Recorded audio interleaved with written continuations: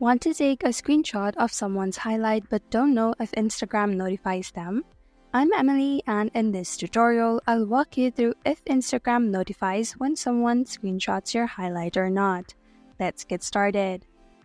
First, open Instagram. Search for the person's account that you want to take a screenshot of the highlight of. Open their highlights, then screenshot it. Now I've switched back to my account. Let's go to the notifications by tapping on the heart icon at the top right. As you can see, there's no such notification about someone screenshotting my highlight. So in conclusion, Instagram doesn't notify you if you screenshot highlights.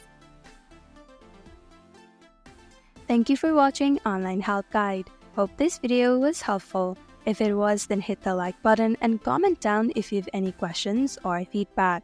Also, if you're new to our channel, subscribe and hit the bell icon so that you don't miss our upcoming videos.